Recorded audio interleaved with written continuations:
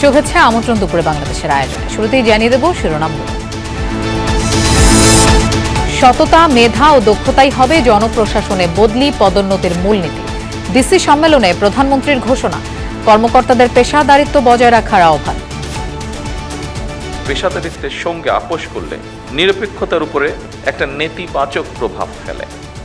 সুতরাং জনপ্রশাসনে কর্মকর্তাদের সব পদেই কাজ করার মানসিকতা থাকা জরুরি। জ্বালানি অর্থনীতি গণভোট ইস্যুতে এনসিপির জাতীয় কনভেনশন, নিরঙ্কুশ ক্ষমতা উপভোগ করতে সংস্কারে আগ্রহ নেই বিএনপির, অভিযোগ আক্তারের। ক্ষমতার বাহানায় বিএনপি সরকার আর সংস্কার করতে চায় না, তারা ক্ষমতাকে নিরঙ্কুশভাবে উপভোগ করতে চায়। সরকারে থাকা শীর্ষ নেতাদের দলীয় কার্যক্রমে সম্পৃক্ততা নিয়ে বিএনপির তৃণমূলে মিশ্র প্রতিক্রিয়া। ত্যাগী ও বহিষ্কৃতদের বিবেচনায় নিয়ে সাংগঠনিক কাঠামো পুনর্বিন্যাসের দাবি। বিভিন্ন ক্ষেত্রে বিভিন্নভাবে একটা শূন্যতা তৈরি হয়েছে। যে ছেলেটি 18 বছর আগে ছাত্রদল করতো সেটা এখন বিএনপি করে, তাদেরকে সংগঠনের সঙ্গে একীভূত করতে, তাদের উপর দায়িত্বগুলো দিলে পরে যে সাংগঠনিক কার্যক্রমটাও খুব জোরদার হবে। সিলেটে দক্ষিণ সুরমায় সড়কে প্রাণ গেল 8 নির্মাণ শ্রমিকের। ওসমানীনগরে কাজে যাচ্ছিলেন তারা। চাঁপাইনবাবগঞ্জের ট্রাকের ধাক্কায় মোটরসাইকেলের 2 আরোহী নিহত। নতুন করে ভারী বৃষ্টি না হলেও হাওড়াঞ্চলের বিস্তীর্ণ জমির ফসল পানিতে তলিয়ে। আজ থেকে 6 জেলায় শুরু হয়েছে ধান চাল সংগ্রহ। একবার পানি চলে গেছে, ধান ধুন যা আছে সব গেছে পানি চলে। যেমন খাটাইছি অনেক খাটাইয়া ফুকাইতেও পারি না, খাইতামও পারি না, অনেক চলতাম কিলা খাইতাম কিলা। হাই ভোল্টেজ লাইনের অভাবে চালু করা যাচ্ছে না অত্যাধুনিক টিএলএ ল্যাব। রোগ নির্ণয়ে ভোগান্তি আর খরচ কমানোর উদ্যোগ নেই, পাল্টাপাল্টি দোষারোপ। ডিসেম্বর থেকে এ পর্যন্ত প্রায় 5 বার ঠিকাদার গেছে পাওয়ার লাইনে কাজ করার জন্য, তারপরেও তারা এটাতে আমাদেরকে এগ্রি করছে না। লিখিতভাবে ওনাদের কোনো পরিকল্পনা আমরা চাইছিলাম, সেটা লিখিতভাবে ওনারা জানান না। দ্বিতীয় বিশ্বযুদ্ধের পর বড় ধরনের অর্থনৈতিক ঝুঁকির মুখে যুক্তরাষ্ট্র। ঋণের পরিমাণ ছাড়িয়েছে জিডিপির 100%। বাজেট ঘাটতি ও লাগামহীন ব্যয়কে দুষছেন মার্কিনিরা।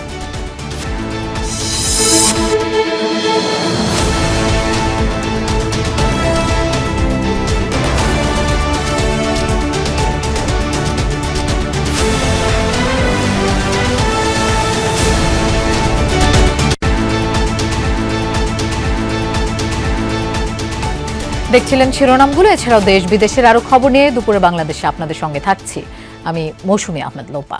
পেশাদারিত্বের সাথে জনপ্রশাসনের কর্মকর্তাদের দায়িত্ব পালনের আহ্বান জানিয়েছেন প্রধানমন্ত্রী তারেক রহমান।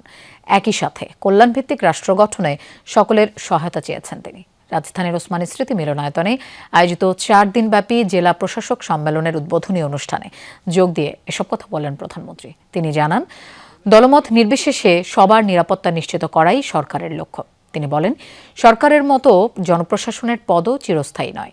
প্রধানমন্ত্রী বলেন, মধ্যপ্রাচ্য যুদ্ধের কারণে বৈশ্বিক পরিস্থিতি আগের মতো নেই। জ্বালানি দ্রব্যমূল্য নিয়ন্ত্রণ ও কৃষক যেন ফসলের ন্যায্য মূল্য পায়, সে বিষয়ে জেলা প্রশাসকদের তদারকির আহ্বান জানান তারেক রহমান। তিনি বলেন, সততা, দক্ষতার উপর ভিত্তি করেই হবে পদায়ন। দেশের যে কোনো স্থানে যে কোনো সময়ে জনপ্রশাসনের যে কোনো পদে দায়িত্ব পালনে মানসিকভাবে প্রস্তুত থাকার আহ্বান জানান প্রধানমন্ত্রী। সরকারের নীতি ও পরিকল্পনা বাস্তবায়নের ক্ষেত্রে বিভাগীয় কমিশনার ও জেলা প্রশাসকদের সহায়তা চান তারেক রহমান। আপনাদের সততা, কর্মদক্ষতা এবং দায়বদ্ধতার উপরে সরকারের গৃহীত কার্যক্রমের সাফল্য বলা যায় প্রায় পুরোটাই নির্ভর করে। পছন্দের জায়গায় পোস্টিংয়ের জন্য পেশাদারিত্বের সঙ্গে আপোষ করলে সংশ্লিষ্ট কর্মকর্তারা সাময়িকভাবে হয়তো লাভবান হতে পারেন, তবে সেটি আমি ব্যক্তিগতভাবে যেটা মনে করি, তবে সেটি সার্বিকভাবে জনপ্রশাসনের দক্ষতা এবং নিরপেক্ষতার উপরে একটা নেতিবাচক প্রভাব ফেলে। সুতরাং জনপ্রশাসনের কর্মকর্তাদের সব পদেই কাজ করার মানসিকতা থাকা জরুরি। ক্ষমতার বাহানায় বিএনপি সংস্কার থেকে সরে দাঁড়াচ্ছে, তারা নিরঙ্কুশ ক্ষমতা ভোগ করতে চায় বলে অভিযোগ করেছেন এনসিপির যুগ্ম সচিব ও সংসদ সদস্য আক্তার হোসেন।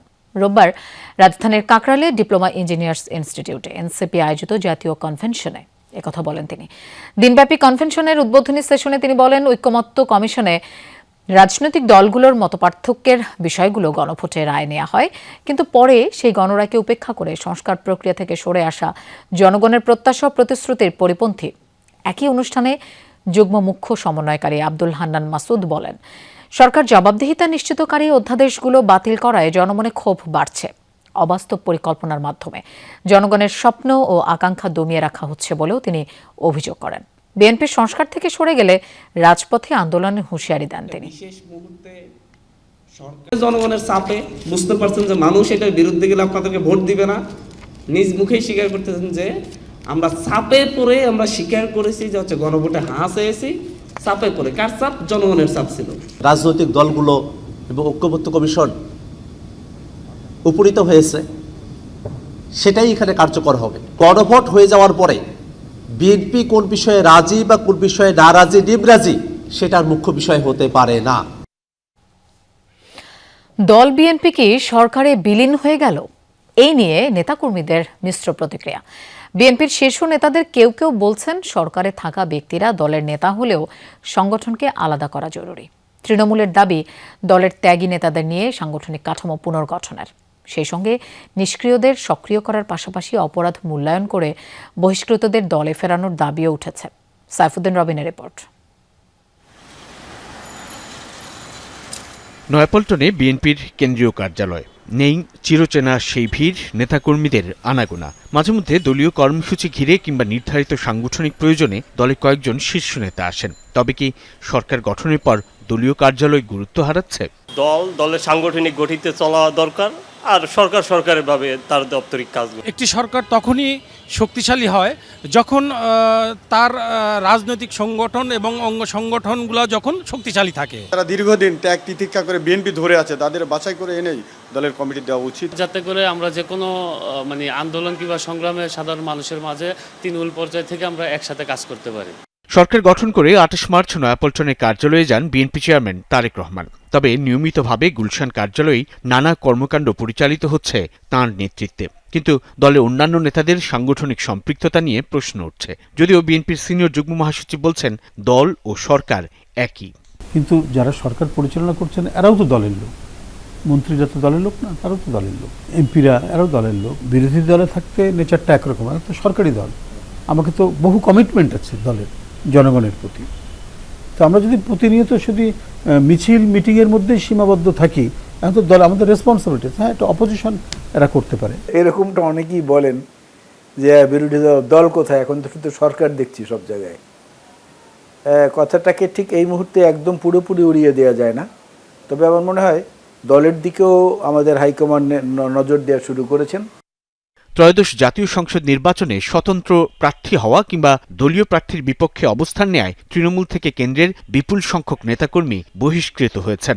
এর সঠিক হিসেবও নেই দলের কেন্দ্রে। এছাড়া সরকার গঠনের পর থেকে অনেক নেতাকর্মীদের মধ্যে নিষ্ক্রিয়তাও আছে, যাদের মূল্যায়নের দাবি উঠছে বিএনপির বিভিন্ন স্তর থেকে। আমরা তো বিয়োগের রাজনীতি করি না, আমরা তো যোগের রাজনীতি করি। সেদিক থেকে আমি মনে করি যে ভুল ত্রুটি যার যেখানে যতটুকু হয়েছে সেটার পরিমাপ এবং ঘনত্ব বুঝে তাদেরকে যদি দলে নেওয়া হয় স্তর বিন্যাসের মধ্য দিয়ে, আমার মনে হয় সেটা একদিক থেকে ভালো হবে। যারা মন্ত্রী হয়েছেন বা অন্যান্য পদে যারা রয়েছেন, তার চাইতে যারা অপেক্ষাকৃতভাবে ফ্রি আছেন, সাংগঠনিক তৎপরতা চালাতে পারে, তাদের উপর দায়িত্বগুলো দিলে পরে যে সাংগঠনিক কার্যক্রমটাও খুব জোরদার হবে এবং সরকারও ভালো মতো চলবে। বিভিন্ন ক্ষেত্রে বিভিন্নভাবে একটা শূন্যতা তৈরি হয়েছে। যে ছেলেটি 18 বছর আগে ছাত্রদল করতো সেটা এখন বিএনপি করে। তাদের তো সংগঠনের সঙ্গে একীভূত করতে হবে। এই একীভূত করা হচ্ছে পুরাতন এবং নতুনের সমন্বয়ে গতিশীল একটি নেতৃত্ব প্রতিষ্ঠা। বিরোধী রাজনৈতিক দলের সরকার বিরোধী যে কোনো অবস্থান মোকাবেলায় সংসদের বাইরে দলের সাংগঠনিক ভূমিকার উপর গুরুত্ব দিচ্ছেন বিএনপি নেতাকর্মীরা। তৃণমূলের দাবি, সাংগঠনিক কাঠামো পুনর্গঠন হলেই কেবল রাজনৈতিক দল হিসেবে সরকারি দল বিএনপির শৃঙ্খলাও থাকবে। আমরা নিজেদেরকে সতর্ক রাখবো যাতে আর কেউ এই দেশে বিশৃঙ্খলা তৈরি করতে না পারে। সাইফুদ্দিন রবিন, যমুনা নিউজ, ঢাকা। জনগণের শান্তি নষ্ট সিলেটের দক্ষিণ সুরমায় ট্রাক ও পিকআপের সংঘর্ষে ৮ জন নির্মাণ শ্রমিক নিহত হয়েছেন। ভোরে ঢাকা সিলেট মহাসড়কের তেলিবাজার এলাকায় এই দুর্ঘটনা ঘটে। পুলিশ জানায় একটি পিকআপে করে ওসমানীনগরের দিকে যাচ্ছিল কয়েকজন নির্মাণ শ্রমিক। ঢাকা সিলেট মহাসড়কের তেলিবাজার এলাকায় পৌঁছালে খাগড়াছড়ি থেকে আসা একটি কাঁঠাল বোঝাই ট্রাকের সাথে মুখোমুখি সংঘর্ষ হয়। ঘটনাস্থলেই মৃত্যু হয় 4 জনের। খবর পেয়ে উদ্ধার কাজ শুরু করে ফায়ার সার্ভিসের সদস্যরা। আহতদের উদ্ধার করে সিলেট ওসমানী মেডিকেল কলেজে হাসপাতালে নেওয়া হলে সেখানে মৃত্যু হয় আরও 4 জনের। পিকআপে 20-22 জন লোক ছিল। তেলিবাজার যাওয়ার পরে ঢাকা থেকে একটি গাড়ি, ডিস্ট্রিক্ট গাড়ি হওয়ার পথে সংঘর্ষ টাক্কর হয়েছে, টাক্কর হয়েছে। খাওয়ার পরে বাড়ি হয়ে যাওয়ার পরে মানুষটি দুর্ঘটনা করছে। 4-5 জন থেকে পুরুষ, মহিলা একজন জায়গাত মারা গেছে, আর পুরুষ 3 জন না 4 জন মারা গেছে জায়গাত। তার থেকে আমরা আইসে আহত হইতে পারি না। আমরা সকাল আনুমানিক 7টার দিকে Sylhet MAG Usmani medical college হাসপাতালের ইমার্জেন্সি বিভাগে মৃত অবস্থায় আমরা 8 জনকে পাই। 8 জনের মধ্যে হচ্ছে 2 জন নারী এবং 6 জন পুরুষ। দর্শক, আমরা এই বিষয়ে আরও জানবো। সিলেট থেকে আমাদের সাথে যোগ দিচ্ছেন সহকর্মী মাহবুবুর রহমান রিপন। রিপন, মর্মান্তিক একটি দুর্ঘটনা, একসাথে 8 জন নির্মাণ শ্রমিকের মৃত্যু। নিহত যারা হয়েছেন তাদের পরিচয়ে জানা গেল কিনা, আর মরদেহ কখন নাগাদ পরিবারের কাছে হস্তান্তর করা হবে? লোপা, এখন পর্যন্ত 6 জনের পরিচয় আমরা পেয়েছি এবং হাসপাতাল কর্তৃপক্ষ পুলিশের কাছে থেকে যে তথ্য আমরা পেয়েছি, এই 6 জনের মধ্যে 4 জন পুরুষ, 2 জন নারী রয়েছেন। আরও 2 জন পুরুষ রয়েছেন এই হাসপাতালের মর্চুয়ারিতেই রাখা তাদের মৃতদেহ। তাদের পরিচয় শনাক্তের কাজ চলছে, অল্প কিছুক্ষণের মধ্যে সেটা পাওয়া যাবে বলে পুলিশ আমাদেরকে নিশ্চিত করেছে। এই যে হাসপাতালের যেখানে মরদেহগুলো রাখা হয়েছে তার পাশেই স্বজনরা ভিড় করছেন তাদের মৃতদেহ গ্রহণ করার জন্য। মূলত যে আইনি প্রক্রিয়া রয়েছে, তারা ইতিমধ্যেই জেলা ম্যাজিস্ট্রেটের কাছে আবেদন জানিয়েছেন মরদেহগুলোকে বিনা ময়নাতদন্তে হস্তান্তরের জন্য। সেই আবেদনটি এখনো প্রক্রিয়াধীন রয়েছে এবং সেটা শেষ হলেই মূলত মরদেহগুলো হস্তান্তর করা হবে। ইতিমধ্যে হাসপাতাল কর্তৃপক্ষ আমাদেরকে যেটা জানিয়েছে, তাদের কাছে এই হাসপাতালে এখনো 6 জনের আহত অবস্থায় রয়েছে। এর মধ্যে 1 জনের অবস্থা গুরুতর রয়েছে। আরও 1 জনকে তারা হাসপাতালে আইসিইউ খালি না থাকায় অন্য একটি বেসরকারি হাসপাতালে স্থানান্তর করেছে। হাসপাতাল কর্তৃপক্ষ যেটা বলছে যে হাসপাতালের আইসিইউ খালি হলে তাকেও এখানে স্থানান্তর করা হবে এবং তারা বিনামূল্যে সব ধরনের পরীক্ষা নিরীক্ষার ঘোষণা দিয়েছে, যাতে করে যারা আহত হয়েছে তাদের চিকিৎসায় কোনো ব্যাঘাত না ঘটে, সেই বিষয়টি তারা বলেছে। আরেকটি বিষয় বলে রাখি লোপা, এই ঘটনাটি সিলেটের কিন্তু গত 3 বছরে 2 বার ঘটলো। এর আগে 13 জন শ্রমিক মারা গিয়েছিল ঠিক একই জায়গায়। যে ঘটনাস্থলে আজকে দুর্ঘটনাটি ঘটেছে তার 1 কিলোমিটারের মধ্যেই এমন একটি ঘটনা ঘটেছিল এবং বেশি হতাহত হওয়ার আর পেছনে যে কারণটি রয়েছে, যেটা আমরা শুরু থেকে বলে আসছিলাম, এই যে নির্মাণ শ্রমিকরা তারা কিন্তু সিলেট বিভাগের বিভিন্ন জায়গা থেকে শহরে আসেন এবং সেখান থেকে শহরের একটি জায়গায় তারা থাকেন। সেখান থেকে প্রতিদিন সকালবেলা তাদেরকে নিয়ে যাওয়া হয় বিভিন্ন নির্মাণ কাজে। বিশেষ করে আজকে তারা যাচ্ছিলেন সিলেটের লালাবাজারে একটি ছাদ ঢালাইয়ের কাজে এবং যেটা সবসময় গুরুতর অপরাধ বলে বিবেচিত হয়, যেটা এর আগে পুলিশ বলছিল যে এই ধরনের পিকআপে করে একই সাথে শ্রমিক এবং নির্মাণ কাজে ব্যবহৃত যে মিক্সার মেশিন সেটা নেওয়া যাবে না।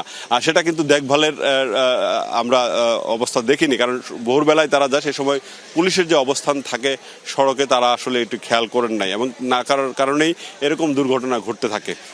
লোপা, রিপন, আপনাকে ধন্যবাদ আমাদের সাথে যোগ দেওয়ার জন্য। এদিকে চাঁপাইনবাবগঞ্জ ও কুমিল্লায় সড়ক দুর্ঘটনায় প্রাণ গেছে আরও 3 জনের। এর মধ্যে চাঁপাইনবাবগঞ্জের নাচলে ট্রাকের ধাক্কায় নিহত হয়েছেন 2 মোটরসাইকেল আরোহী। ভোরে উপজেলার বনিপুর এলাকায় এই দুর্ঘটনা ঘটে। নিহতরা হলেন রবিউল আওয়াল জিসান ও তার শ্যালক সোহাগ। স্বজনরা জানায়, জিসান ছুটিতে নাচলে শ্বশুরবাড়িতে গিয়েছিলেন।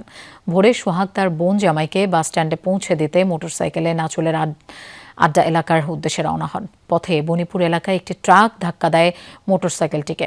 এতে ঘটনাস্থলেই মৃত্যু হয় জিসান ও সোহাগের। পুলিশ ট্রাকটি জব্দ করলেও চালক পলাতক। এদিকে কুমিল্লার দেবিদ্বারে বাবার মোটরসাইকেল থেকে ছিটকে পড়ে কাভার্ড ভ্যানের চাপায় প্রাণ গেছে 7 বছর বয়সী ছেলের। নতুন করে হাওড়াঞ্চলে আর ভারী বৃষ্টি হয়নি, তবে এখনও পানিতে তলিয়ে আছে বিস্তীর্ণ জমির পাকা ও আধা পাকা বোরো ধান। কৃষি বিভাগের তথ্য মতে সুনামগঞ্জে প্রায় 19,000 হেক্টর জমির ফসল পানিতে ডুবে আছে। গেল 24 ঘন্টায় সুরমা নদীর পানি বৃদ্ধি পেয়েছে 27 সেন্টিমিটার। নেত্রকোনার বিভিন্ন হাওরে তলিয়ে আছে 15,000 হেক্টর জমির ধান। বানের পানিতে ডুবেছে কিশোরগঞ্জের মোট 9,029 হেক্টর জমির ফসল। হবিগঞ্জে তলিয়েছে 11,000 হেক্টর জমির বোরো ধান। জেলার প্রায় 72 ভাগ ধান কাটা হয়েছে। এদিকে মৌলভীবাজারে এরই মধ্যে কর্তন হয়েছে 94% ধান। ক্ষতিগ্রস্ত হয়েছে 2,160 হেক্টর বড় ফসল। জমিতে পানি থাকায় নামানো যাচ্ছে না হারভেস্টার মেশিন। ধান কাটার শ্রমিক নিয়েও আছে সংকট। কষ্টার্জিত ফসল রক্ষায় পানিতে নেমে ফসল কাটছে কৃষাণী। তো আর দেখতেছি না একবার পানি চলে গেছে গা, ধান দুন যা আছে সব গেছে গা পানির তলে। অনেক কিছু টান সাইডে আছে, যে মাঝে কোনো কষ্ট মষ্ট করে কাটতেছে, তাও ওইটির মাঝে উড়াত পানি, কোমর পানি। 6 কার জমিন করছিলাম, 3 কার নিচে গিয়ে পানি নেই। 3 কার জমিন খাটাইছি, খাটাইয়া ফুকাইতেও পারি না, খাইতামও পারি না, চলতাম খিলা খাইতাম খিলা। কষ্ট হইতেছে পানির মধ্যে। প্রায় আমি 6 কার জমিন করছিলাম, 6 কার মাঝে 4 কার আমার কাছে পানির তলে, আর 2 কার জমিন 5 দিন আজকে বাইছে। আমি কাটতাছি, 1200 টাকা রোজ লাগাইছি, কামলা লাগায় কাটতাছি। দর্শক, নেত্রকোনায় সরাসরি যেতে চাই, সেখানে আছেন আমাদের সহকর্মী কামাল হোসেন। কামাল, ভারী বৃষ্টি হচ্ছে না, কিন্তু তারপরও পানিতে তলিয়ে আছে কৃষকদের কষ্টার্জিত ফসল। নতুন কোনো এলাকা পানিতে তলিয়েছে কিনা সেটিও একটু জানাবেন, এবং ধান কাটার জন্য তো শ্রমিক পাওয়া যাচ্ছে না, এই মুহূর্তের কি অবস্থা, মিলেছে কিনা?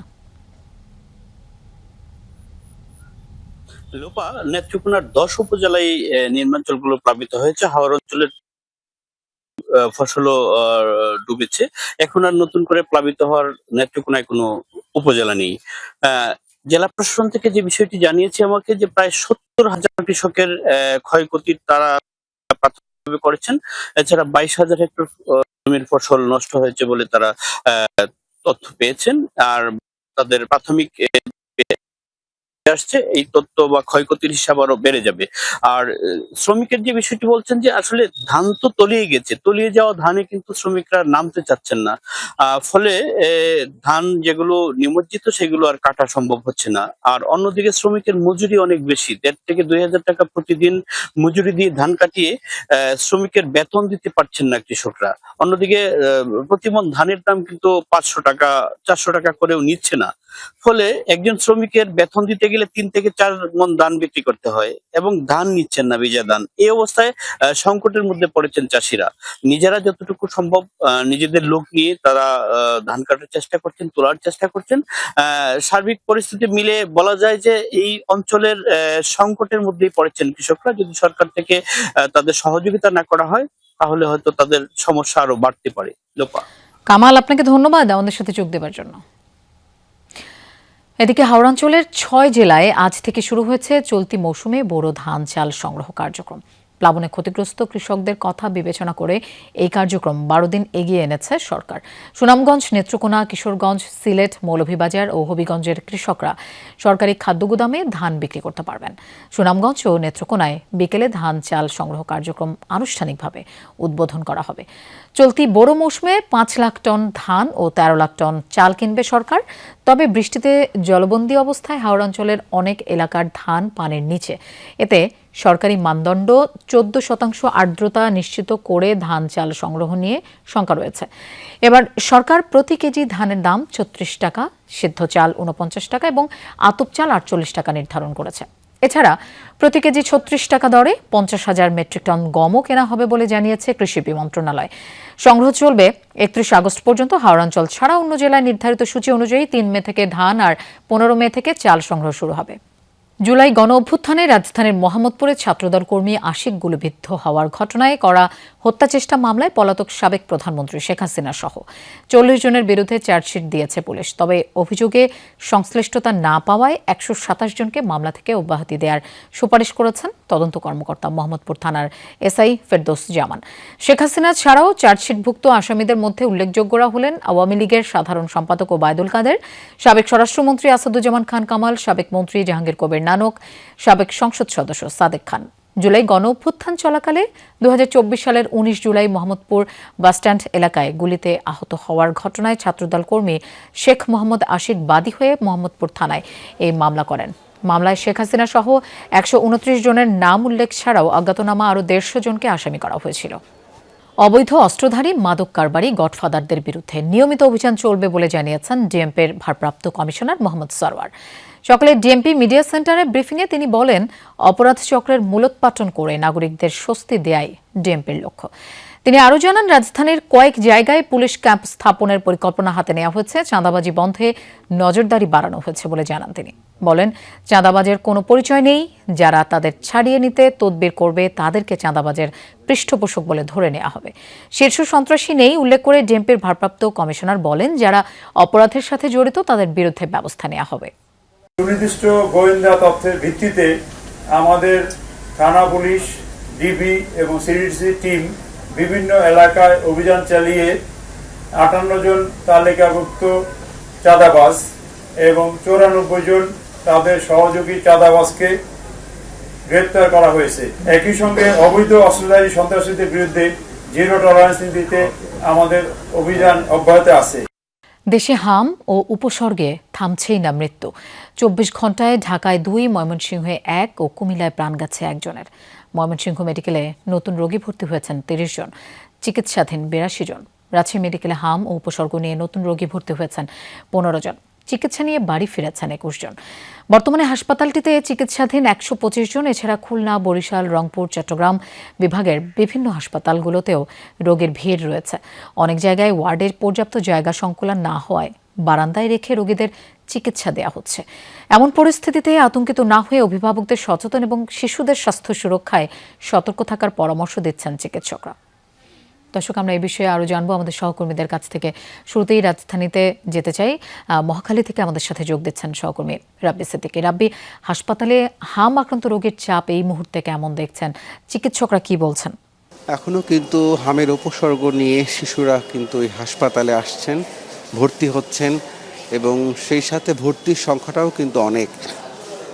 এই হাসপাতালে প্রায় 500 শিশু কিন্তু শিশু কিশোর এবং এমনকি বড়রাও আছেন হামের উপসর্গ নিয়ে হাসপাতালে ভর্তি আছেন।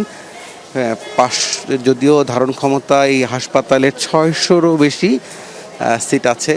এখন পর্যন্ত চিকিৎসকরা জানিয়েছেন 500-র মতো শিশু, কিশোর এবং বড় বয়স্ক এই শ্রেণীর বিভিন্ন বয়সের রোগী কিন্তু এখানে ভর্তি আছে। শিশুর সংখ্যা অনেক বেশি এবং সেই সাথে অনেক রোগী কিন্তু আবার সুস্থ হয়ে বাড়ি ফিরেও যাচ্ছেন, কিন্তু তারপরও কিন্তু আক্রান্তের সংখ্যা কিন্তু কমছে না। চিকিৎসক কিছুক্ষণ আগে বলেছেন যে গত 24 ঘন্টায় একজন প্রাপ্তবয়স্ক এবং একজন শিশু, মোট 2 জন কিন্তু এই হাসপাতালে, ডিএনসিসির যে মহাখালী যে হাসপাতাল হামের জন্য, এই হাসপাতালটি বিশেষায়িতভাবেই সরকার তৈরি করেছে, সেই হাসপাতালে কিন্তু মারা গেছেন। এবং আমাদেরকে যে বিষয়টি জানিয়েছেন, শিশুদের সাথে বড়রাও আক্রান্ত হচ্ছেন এবং বড়দের সংখ্যাও কিন্তু বাড়ছে, আক্রান্তের সংখ্যা। যদিও সারা দেশে টিকা কার্যক্রম চলছে, হামের টিকা কার্যক্রম, তবে সেই প্রকোপ কমতে আরও সময় লাগবে। সে কারণে আসলে আক্রান্তের সংখ্যা কিন্তু এখনও কমছে না। রাব্বি, আপনাকে ধন্যবাদ আমাদের সাথে যোগ দেওয়ার জন্য। দর্শক, আমরা একটু রাজশাহীতে যেতে চাই তারেক মাহমুদের কাছে। তারেক, রাজশাহীতে কি হামের প্রকোপ কিছুটা কমেছে, সেটা কি বলা যায়? আর টিকা কার্যক্রম সম্পর্কে জানতে চাই, অভিভাবকরা কতটা সচেতন এ ব্যাপারে? লোপা, রাজশাহীতে হামের কার্যক্রম কিন্তু অনেকটাই কমেছে। হামের যে আক্রান্ত প্রথম অবস্থাতে অনেক শিশু আক্রান্ত, মৃত্যুর সংখ্যা থাকলেও এখন কিন্তু অনেকটা কমে এসেছে এবং টিকার কার্যক্রমও কিন্তু চলমান রয়েছে। এখন পর্যন্ত রাজশাহী বিভাগে প্রায় 10 লাখের বেশি কিন্তু রাজশাহীর যে জেলাগুলো রয়েছে বিভাগের, সেগুলোতে দেওয়া হয়েছে এবং আরও 10 লাখ, অর্থাৎ 20 লাখের বেশি টিকা কিন্তু বিশেষ যে হামের টিকা সেটিগুলো দেওয়া হবে। এবং এখন পর্যন্ত রাজশাহী মেডিকেল কলেজ হাসপাতালে প্রথম অবস্থাতে রোগীর ভর্তির সংখ্যা, মৃত্যুর সংখ্যা কিন্তু বেশি ছিল, এখন কিন্তু সেটি কমতে শুরু করেছে। গত 8 দিন থেকে রাজশাহী মেডিকেল কলেজ হাসপাতালে মৃত্যুর কোনো খবর কিন্তু নেই এখন পর্যন্ত এবং গত 8 দিন আগে কিন্তু শুধু একজন রোগী মারা গিয়েছিল। আজকে যেমন নতুনভাবে গত 24 ঘন্টায় সাসপেক্টেড মোট 15 জন রোগী ভর্তি হয়েছে এবং ছাড়পত্র নিয়ে বাসায় ফিরেছে 21 জন। এবং এখন পর্যন্ত রাজশাহী মেডিকেল কলেজ হাসপাতালের যে আইসোলেশন ওয়ার্ড 10 এবং 24 নম্বর, এই 3টি ওয়ার্ডে সর্বমোট 125 জন রোগী তারা কিন্তু চিকিৎসা নিচ্ছেন। চিকিৎসকরা যেমনটি বলছেন, আমরাও হাসপাতালের ওয়ার্ডে গিয়েছি, আইসোলেশন ওয়ার্ডে গিয়েছি, সেখানে যেমনটি দেখেছি যে প্রথম অবস্থাতে হাসপাতালের যে বেড বাদেও মেঝেতে কিন্তু গাদাগাদি করে যারা হামের সাসপেক্টেড রুগী তারা কিন্তু থেকেছে, চিকিৎসা চলছিল। সেই অবস্থাটি কিন্তু এখন অনেকটাই কমে এসেছে, রুগীর সংখ্যা কম, এখন কিন্তু মেঝেতে রুগী নেই, অনেকটাই কিন্তু কমে এসেছে, আমি তেমনটি দেখতে পাচ্ছি। এবং এখন যে রুগীগুলো ভর্তি হচ্ছেন তাদের অবস্থা অনেকটাই উন্নতির দিকে, এবং টিকা দেওয়ার ফলে কিন্তু এই সমস্যা অনেকটা সমাধান হয়েছে। এবং বিশেষ করে রাজশাহী মেডিকেল কলেজ কর্তৃপক্ষ এখন পর্যন্ত অক্সিজেনের অতিরিক্ত লাইন এবং আইসোলেশন ওয়ার্ড সহ এবং আইসিইউ ওয়ার্ড বাড়ানোর কারণে কিন্তু রাজশাহী মেডিকেল কলেজ হাসপাতালের যে চিকিৎসা ব্যবস্থা সেটি কিন্তু পরিবর্তন এসেছে। এবং আগের যে রুগীগুলো সেই রুগীগুলোর সমস্যা হলেও বর্তমানে যে রুগীগুলো ভর্তি হচ্ছেন তাদের সমস্যাটা কিন্তু অনেকটাই কম। লোপা, যাক, তারেক, কিছুটা স্বস্তির খবর আপনার কাছ থেকে পেলাম, ধন্যবাদ আমাদের সাথে যোগ দেওয়ার জন্য। ল্যাব প্রস্তুত, জনবলও আছে, তারপরও 6 মাস ধরে পড়ে আছে 25 কোটি টাকার টিএলএ ল্যাব। উচ্চ ভোল্টেজের বিদ্যুৎ সংযোগ নেই রাজধানীর আগারগাঁওয়ের ন্যাশনাল ইনস্টিটিউট অব ল্যাবরেটরি মেডিসিনে। পাশের আরেকটি সরকারি দফতর থেকে এই সংযোগ পেতে দফায় দফায় চিঠি দিয়েও সহযোগিতা না পাওয়ার অভিযোগ উঠেছে। অত্যাধুনিক এই ল্যাব চালু হলে রোগ নির্ণয়ে ভোগান্তি কমবে রোগীদের।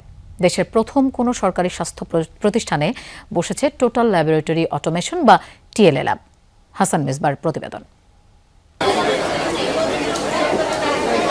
পা ফেলার জায়গা নেই, প্রতিদিন 7 থেকে 800 মানুষ আসেন ল্যাব টেস্টের জন্য।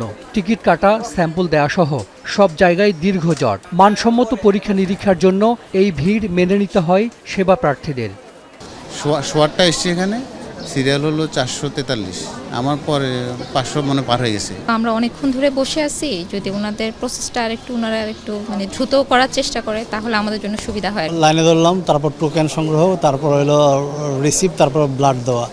এই পুরো প্রসেসটা শেষ করতে 4 আওয়ার্স অলরেডি গন। রোগী ভোগান্তি কমাতে রাজধানীর আগারগাঁওয়ের ন্যাশনাল ইনস্টিটিউট অব ল্যাবরেটরি মেডিসিনে বসানো হয়েছে অত্যাধুনিক টিএলএ ল্যাব। নমুনা সংগ্রহের পর রোগ নির্ণয়ের পুরো প্রক্রিয়া শেষ হয় স্বয়ংক্রিয় মেশিন বা রোবোটিক্স প্রযুক্তিতে। ধরা যাক একজন ব্যক্তির রক্তের নমুনা সংগ্রহ করা হয়েছে, সেখান থেকে 5 ধরনের ভিন্ন ভিন্ন পরীক্ষা হবে। প্রথমে একটি মেশিনের স্যাম্পল বসানোর পর নির্দেশনা অনুযায়ী তা যায় বিভিন্ন মেশিনে। সব শেষে সেই স্যাম্পল জমা হয় একটি রেফ্রিজারেটরে। ততক্ষণে নমুনা থেকে স্বয়ংক্রিয়ভাবে প্রস্তুত হয় রিপোর্ট। এই ল্যাবে প্রতি ঘন্টায় 2000-এর মতো নমুনা পরীক্ষা করা যায়, যা একই সময়ে প্রচলিত পদ্ধতিতে নমুনা পরীক্ষার কয়েক গুণ। লোকবল খুবই কম, এই লোকবল নিয়ে আমরা আসলে রিপোর্ট দিতে হিমশিম খাই। যদি আমাদের এটা যদি চালু করতে পারি তাহলে আমাদের অনেক সুবিধা হবে। আমরা অল্প লোকবলে দিয়ে আমরা সুন্দরভাবে রিপোর্টগুলো সঠিক সময় পেশেন্টদের কাছে নির্ভুলভাবে পৌঁছে দিতে পারবো। COVID-19 emergency response and pandemic preparedness বা ইআরপিপি প্রকল্পের টাকায় বসানো হয়েছে এই ল্যাব। কাজ শেষ হয়েছে গত বছরের নভেম্বরে। এসসি সমস্যার সমাধান হয়ে গেলেই আমরা এই ল্যাবটা চালু করতে পারবো। এবং তার সাথে আমাদের সাবস্টেশনটা রয়েছে, সাবস্টেশনটা এখনও আমাদের ওটা পুরোপুরি কার্যক্রম শুরু হয়নি। সাবস্টেশনের কার্যক্রম চালু হয়ে গেলেই আমরা এই ল্যাবটা চালু করতে পারবো আশা করছি। ল্যাবরেটরি মেডিসিনের পরিচালক জানান, হাই ভোল্টেজ বিদ্যুৎ সংযোগ আছে পাশের তথ্য কমিশনে। সেখান থেকে সংযোগ পেতে সাবস্টেশন প্রস্তুত এবং সড়কে খোঁড়াখুঁড়ির কাজ করে রেখেছে ডেসকো ও পিডব্লিউডি। কিন্তু কয়েক দফা চিঠি দিয়েও সাড়া মিলছে না তথ্য কমিশনের।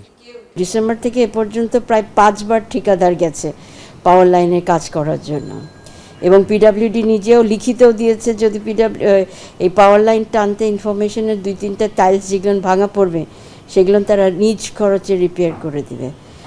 তারপরেও তারা এটাতে আমাদেরকে এগ্রি করছে না এবং 5 বারই তারা ডেস্কোর লোককে বের করে দিয়ে তালা বন্ধ করে দিয়েছে। তবে ভিন্ন কথা বলছে তথ্য কমিশন। লিখিতভাবে ওনাদের কোনো পরিকল্পনা আমরা চাইছিলাম, সেটা লিখিতভাবে ওনারা জানান না। ওনার অনুমোদন চেয়েছেন নেওয়ার জন্য, আমরা অন্য 2টা প্রতিষ্ঠান যেভাবে নিচে নিরাপত্তা বজায় রেখে সেভাবে নেওয়ার জন্য আমরা লিখিতভাবে অনুমোদন দিয়েছি। 2019 সালে চালু হয় national institute of laboratory medicine. সরকারি এই প্রতিষ্ঠানে অল্প খরচে করা যায় সব ধরনের পরীক্ষা নিরীক্ষা। হাসান মিসবাহ, যমুনা নিউজ, ঢাকা। মালিকের স্বার্থে খণ্ডিত সত্য প্রকাশ করলে গণমাধ্যমের স্বাধীনতা নিশ্চিত হবে না বলে মন্তব্য করেছেন গণমাধ্যম সংস্কার কমিশনের প্রধান কামাল আহমেদ। রাজধানীর ধানমন্ডিতে মাইডাস সেন্টারে বিশ্ব মুক্ত গণমাধ্যম দিবস উপলক্ষে টিআইবি আয়োজিত আলোচনা সভায় তিনি বলেন, পৃথিবীতে 2012 থেকে সেলফ সেন্সরশিপ 63% বেড়েছে। তিনি বলেন, আংশিক সংবাদ প্রকাশ করলে মানুষ সত্য জানা থেকে বঞ্চিত হয়। আলোচনা সভায় প্রধানমন্ত্রীর তথ্য বিষয়ক উপদেষ্টা জাহিদুর রহমান বলেন, সরকার বিটিভি ও বেতারকে জনগণের কল্যাণে ব্যবহার করবে। জানান, আটককৃতদের সাংবাদিকদের বিষয়ে নোয়াবের সাথে প্রধানমন্ত্রীর বৈঠক হয়েছে। এ ব্যাপারে দ্রুত সমাধান আসতে পারে। আরও জানান, স্কুল পর্যায়ে মিডিয়া লিটারেসি নিয়ে কাজ করছে সরকার। অনুষ্ঠানে ব্রডকাস্ট জার্নালিস্ট সেন্টার বিজেসির ট্রাস্টি বোর্ডের চেয়ারম্যান ফাহিম আহমেদ বলেছেন, 5 আগস্টের পরে গণমাধ্যমকে সবচেয়ে বেশি অভিযোগের আওতায় আনা হয়েছে। তিনি বলেন, ফ্যাসিস্ট তৈরিতে গণমাধ্যমের ভূমিকার সমালোচনা করা হয়, কিন্তু অন্তর্বর্তীকালীন সরকার গণমাধ্যম সংস্কারের জন্য কমিশন করলেও কমিশনের রিপোর্ট বাস্তবায়নের ন্যূনতম উদ্যোগ নেননি। এই রিপোর্ট বাস্তবায়নে দ্রুত উদ্যোগ নিতে সরকারের প্রতি আহ্বান জানান বিজেসির চেয়ারম্যান।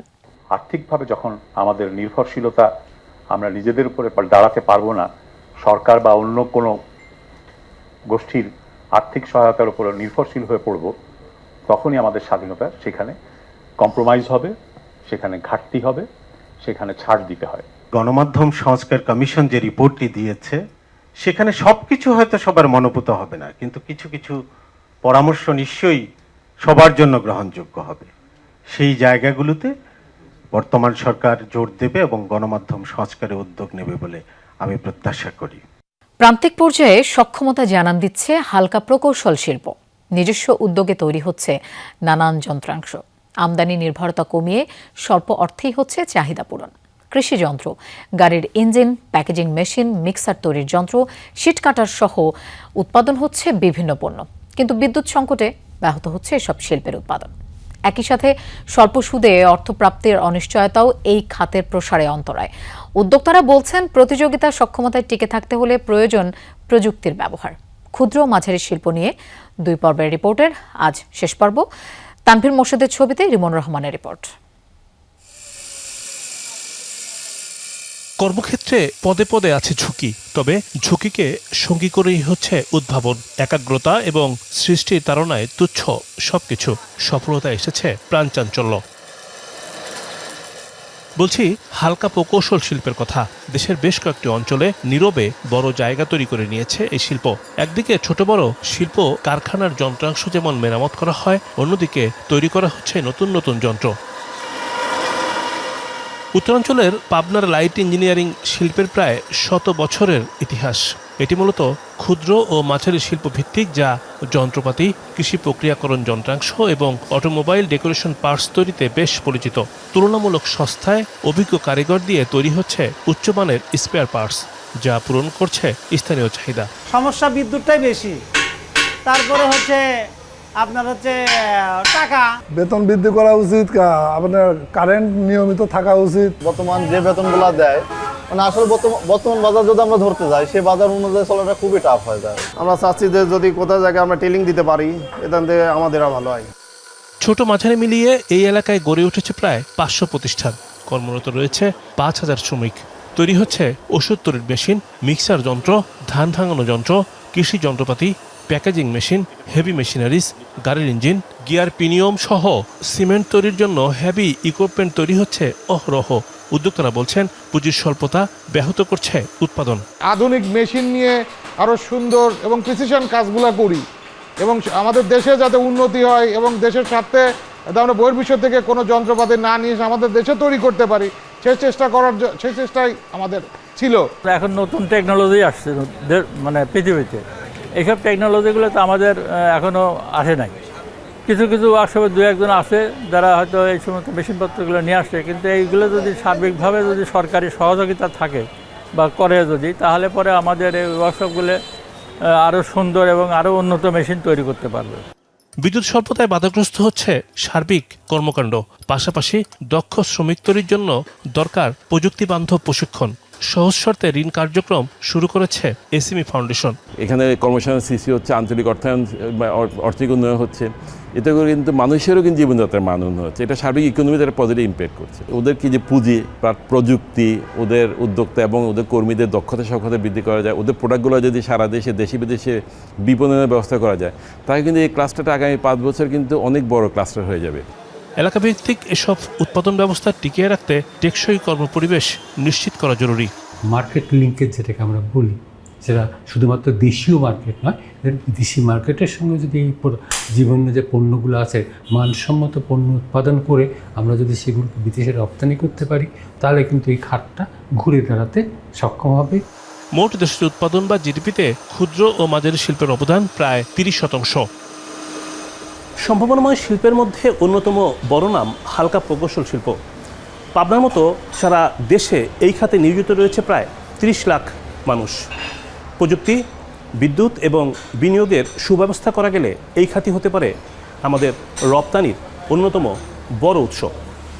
রিমন রহমান, যমুনা নিউজ, পাবনা।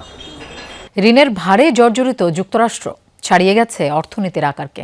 দ্বিতীয় বিশ্বযুদ্ধের পর প্রথমবারের মতো ঋণের পরিমাণ জিডিপির 100% ছাড়িয়ে গেছে, দাঁড়িয়েছে প্রায় 31.27 ট্রিলিয়ন ডলারে। ইকোনমিক অ্যানালাইসিস প্রকাশিত রিপোর্টে উঠে এসেছে এই তথ্য। প্রতিবেদন বলছে, বিশাল বাজেট ঘাটতি আর লাগামহীন সরকারি ব্যয় তৈরি করেছে এই ঋণের পাহাড়। এর ফলে বাড়ছে সুদের হার ও মূল্যস্ফীতি। বিশেষজ্ঞরা বলছেন, দ্রুত ব্যবস্থা না নিলে নজিরবিহীন অর্থনৈতিক ঝুঁকিতে পড়বে যুক্তরাষ্ট্র। বিশ্বের সবচেয়ে বড় অর্থনীতির ভেতরেই শুভঙ্করের ফাঁকি। ঋণের ভারে নিজের অর্থনীতিকেই ছাড়িয়ে গেছে যুক্তরাষ্ট্র। রেকর্ড ভেঙে নতুন এক অনিশ্চয়তার দোরগোড়ায় ওয়াশিংটন। যুক্তরাষ্ট্রের জাতীয় ঋণ এখন প্রায় 31.27 ট্রিলিয়ন ডলার, জিডিপি প্রায় 31.22 ট্রিলিয়ন ডলার, অর্থাৎ ঋণের তুলনায় জিডিপির অনুপাত 100.2%। গত অর্থবছরে এই হার ছিল 99.5%। এগুলো কেবল সংখ্যা নয়, যুক্তরাষ্ট্রের আর্থিক চাপে পড়ার স্পষ্ট ইঙ্গিত। দ্বিতীয় বিশ্বযুদ্ধের পর দেখা যায়নি এমন চিত্র। একে অর্থনৈতিক অ্যালার্ম হিসেবে দেখছেন বিশ্লেষকরা। একদিনে তৈরি হয়নি এমন পরিস্থিতি। বর্তমানে যুক্তরাষ্ট্র প্রতি বছর জিডিপির প্রায় 6% সমপরিমাণ ঘাটতি নিয়ে চলছে। এর মধ্যে আবার সরকারি ব্যয়ের ক্রমাগত বৃদ্ধিতে দ্রুত বাড়ছে ঋণ। ব্যুরো অব ইকোনমিক অ্যানালাইসিস প্রকাশিত তথ্য উপাত্তে দেখা গেছে, প্রতি $1 আয় করতে মার্কিন সরকার ব্যয় করছে $1.33। চলতি বছরও বাজেট ঘাটতি ধরা হয়েছে $1.9 ট্রিলিয়ন। এই গতি থামানো না গেলে দ্বিতীয় বিশ্বযুদ্ধকালীন 106% ঋণের ঐতিহাসিক রেকর্ড ভঙ্গ সময়ের ব্যাপার মাত্র, মনে করছেন বিশ্লেষকরা।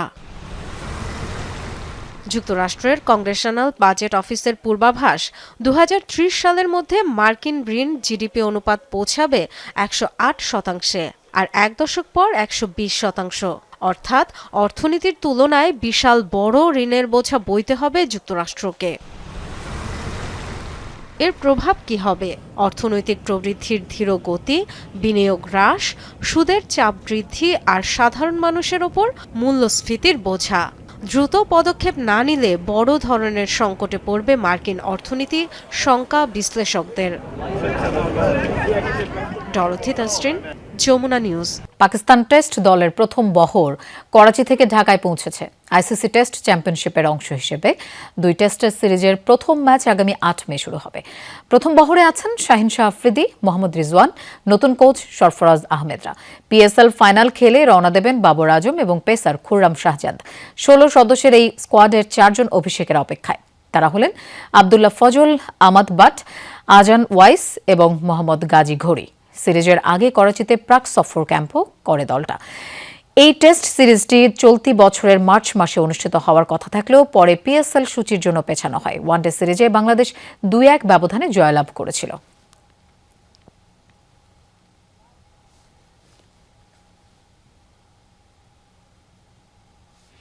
ইউরোপিয়ান ক্লাব ফুটবলের খবর। ইংলিশ প্রিমিয়ার লিগে ভিক্টর ইয়োকেরেসের জোড়া গোলে ফুলহামকে 3-0 গোলে হারিয়েছে আর্সেনাল। লা লিগায় ওসাসুনাকে 2-1 গোলে হারিয়ে শিরোপার আরও কাছে চলে গেছে বার্সেলোনা। নিজ নিজ লিগে ড্র করেছে পিএসজি ও বায়ার্ন মিউনিখ। সময় যত গড়াচ্ছে ততই ইউরোপিয়ান বিভিন্ন লিগের শিরোপা নির্ধারণের সময় ঘনিয়ে আসছে। এরই মধ্যে লিগ শিরোপা জিতে ফেলেছে বায়ার্ন মিউনিখ। শিরোপা থেকে হাত ছোঁয়া দূরত্বে বার্সেলোনা, পিএসজি। পথ না হারালে আরাধ্য শিরোপা হাতে উঠতে যাচ্ছে আর্সেনালেরও। শনিবার ওসাসুনার বিপক্ষে 2-1 গোলে জিতে লা লিগার শিরোপা জয়ের আরও কাছে পৌঁছে গেল বার্সেলোনা। প্রতিপক্ষের মাঠে রবার্ট লেভানডস্কি যখন গেটলক ভাঙলেন, ম্যাচের বয়স তখন 81 মিনিট। মিনিট 5 বাদে ফেরান তোরেসের গোলে লিড দ্বিগুণ। 88 মিনিটে রাউল গার্সিয়ার গোলে ম্যাচ জমিয়ে তোলার ইঙ্গিত দেয় স্বাগতিকরা, যদিও শেষ রক্ষা হয়নি। ফলে 34 ম্যাচে 88 পয়েন্ট নিয়ে শীর্ষে বার্সা, এক ম্যাচ কম খেলে 74 পয়েন্ট নিয়ে 2-এ রিয়াল মাদ্রিদ। ইংলিশ প্রিমিয়ার লিগে প্রথমার্ধের 3 গোলে ফুলহ্যামকে 3-0 গোলে হারিয়েছে আর্সেনাল। ভিক্টর ইউকেরেস করেছেন জোড়া গোল, সুইডিশ স্ট্রাইকারের অ্যাসিস্টে অন্য গোলটা বুকায়ো সাকার। ফলে ইপিএলে ম্যানচেস্টার সিটির চেয়ে 6 পয়েন্টে এগিয়ে আর্সেনাল। সিটির চেয়ে অবশ্য 2 ম্যাচ বেশি খেলেছে গানাররা। 35 ম্যাচে আর্সেনালের পয়েন্ট 76, 33 ম্যাচে সিটির 70। প্যারিসে শনিবার লিগ 1-এর ম্যাচটা 2-2 গোলে ড্র হয়েছে। 2 অর্ধে হয়েছে 2টো করে গোল। ম্যাচের শুরুতে পাওয়া লিড বেশিক্ষণ ধরে রাখতে পারেনি পিএসজি। দ্বিতীয়ার্ধেও একই হাল। ফলে লিগ শিরোপা জয়ের কাছে এসে লরিওর বিপক্ষে পয়েন্ট হারালো লুইস এনরিকে শিষ্যরা। 31 ম্যাচে তাদের পয়েন্ট 70। পয়েন্ট হারিয়েছে পিএসজির ইউসিএল প্রতিপক্ষ বায়ার্ন মিউনিখও। এরই মধ্যে বুন্দেসলিগার শিরোপা জিতে নেয়া দলটাকে 3-3 গোলে আটকে দিয়েছে রেলিগেশন অঞ্চলে থাকা হাইডেনহাইম। উল্টো বলা যায় শেষ মুহূর্তের গোলে বাভারিয়ানদের কোনো মতে রক্ষা হয়েছে। আফনান পিয়াল, যমুনা স্পোর্টস। ইউরোপিয়ান ফুটবলের আরও খবর। রাতে মুখোমুখি হচ্ছে বড় বড় সব ক্লাব। ইংলিশ প্রিমিয়ার লিগে ম্যানচেস্টার ইউনাইটেডের প্রতিপক্ষ লিভারপুল, টটেনহামের মুখোমুখি হবে অ্যাস্টন ভিলা। পয়েন্ট হারালেই হারাতে হবে লিগ, এমন সমীকরণে লা লিগায় স্পানিওলের বিপক্ষে নামবে রিয়াল মাদ্রিদ। ইংলিশ প্রিমিয়ার লিগে হাই ভোল্টেজ ম্যাচে মুখোমুখি হচ্ছে ম্যানচেস্টার ইউনাইটেড ও লিভারপুল ওল্ড ট্র্যাফোর্ডে। ম্যাচটি শুরু হবে বাংলাদেশ সময় রাত 8:30টায়। তার আগে সন্ধ্যা 7টায় ক্রিস্টাল প্যালেসের বিপক্ষে মাঠে নামবে বোর্নমাউথ। আর রাত 12টায় টটেনহামের মুখোমুখি হবে অ্যাস্টন ভিলা। স্প্যানিশ লা লিগায় রাত 1টায় স্পানিওলের বিপক্ষে নামবে রিয়াল মাদ্রিদ। বার্সেলোনার টানা দ্বিতীয় লা লিগা জয়ে বাধা দিতে স্পানিওলের মাঠে অবশ্যই জিততে হবে লস ব্ল্যাঙ্কোসদের। ইতালিয়ান সিরিয়াতে ভিন্ন ভিন্ন ম্যাচে মাঠে নামবে AC Milan, Juventus, inter Milan. 3-0 ব্যবধানে এগিয়ে থাকার পর অবিশ্বাস্যভাবে অরল্যান্ডো সিটির কাছে 4-3 গোলে হেরেছে ইন্টার মায়ামি। গোল পেয়েছিলেন লিওনেল মেসিও, অ্যাসিস্ট করেছেন বাকি 2 গোলেও। ম্যাচের প্রথম মিনিট থেকেই দাপট দেখানো শুরু করে স্বাগতিক মায়ামি। খেলার মাত্র চতুর্থ ও 25তম মিনিটে মেসির বানানো বলে গোল করে 2 গোলের লিড এনে দেন তেলাস্কো সেগোভিয়া। 33 মিনিটে মেসির বাঁ পায়ের ক্লাসিক গোল। 39 মিনিটে স্কোরলাইন 3-1 করেন মার্টিন ওজেদা। পরের 2টি গোলও তিনি করে হ্যাট্রিক পূর্ণ করেন। 68 মিনিটে দ্বিতীয় এবং এর 10 মিনিট পর ওরল্যান্ডো পেনাল্টি পেলে স্পট কিকে গোল করে সমতা টানেন মায়ামির সঙ্গে। আর 90 মিনিট শেষে যোগ করার সময়ে টাইরেস স্পাইসারের গোলে মায়ামির অবিশ্বাস্য হার। দর্শক, দুপুরে বাংলাদেশের প্রথম ঘন্টা থেকে বিদায় নিচ্ছি আমি মৌসুমী আহমেদ লোপার। পরের ঘন্টার খবর নিয়ে ফিরবেন সহকর্মী শাওন দত্ত। সাথেই থাকুন।